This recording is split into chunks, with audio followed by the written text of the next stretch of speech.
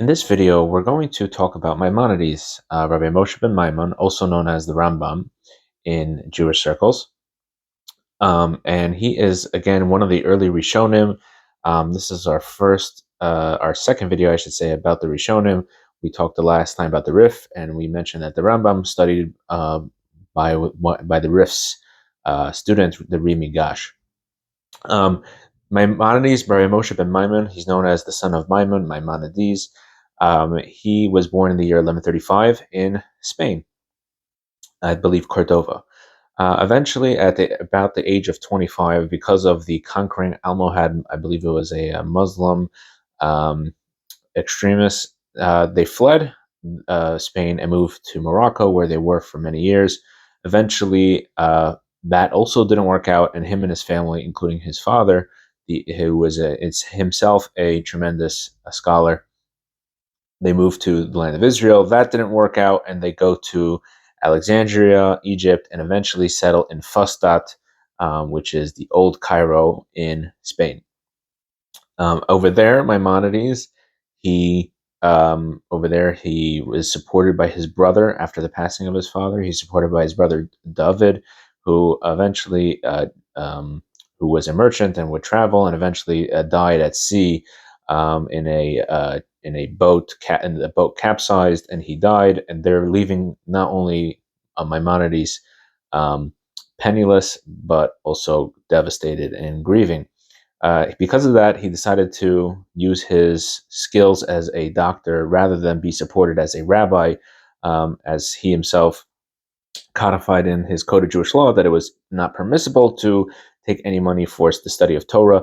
So he decides to become a doctor, and he ends up becoming the doctor to the vizier of Spain and eventually the Sultan himself. And Maimonides he passes away in about the year, I believe, 1205, and he is buried in Israel. So that's a quick biography of his life. Now, his accomplishments are tremendous, and some of the greatest works ever written, all by this one person who self-admittedly lived a tremendously difficult life, and nonetheless, his accomplishments in the field of scholarship and Jewish leadership are insurmountable. When he was a young man, he wrote his commentary on the Mishnah. Who Maimonides was a descendant of Rabbi Yehuda Hanasi, who we talked about, who had written the Mishnah.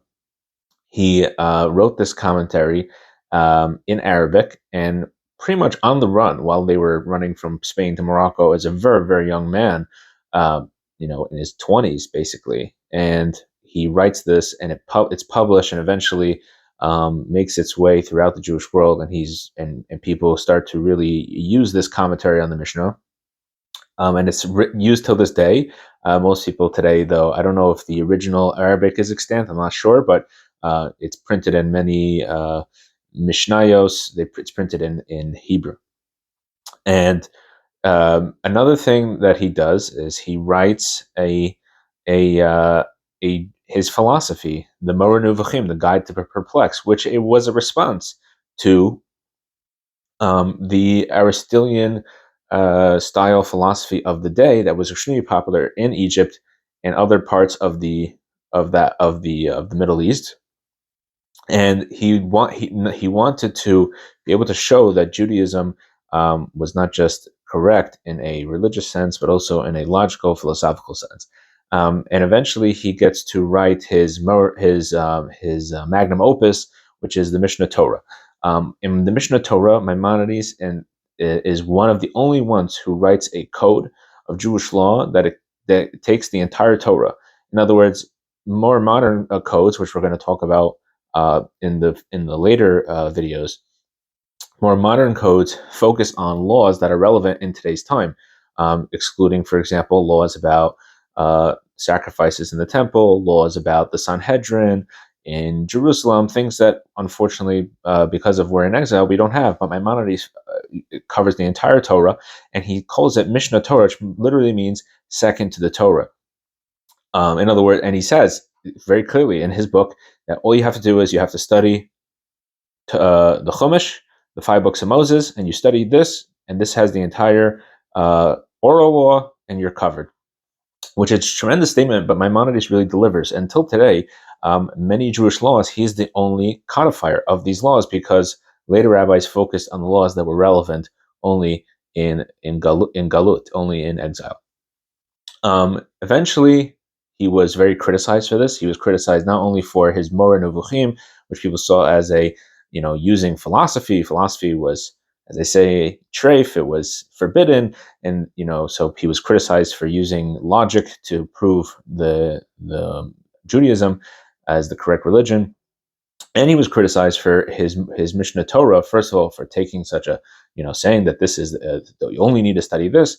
And what he did was, first of all, he goes away from the style of the Talmud, which we mentioned in a previous video, that the Rif um, basically was just an anthology, a digest of the Talmud, which Maimonides created a whole new way of looking at it. Instead of trying to, the Talmud tells you could have laws of Shabbat, could be stuck in the laws of Passover. So Maimonides says, we're going to make a book called Times, and in the book of Times, there's the laws of Shabbat, and there's the laws of this, and there's the laws of Pesach, and there's the laws of Shavuos, and the laws of Hanukkah, and it's all in there.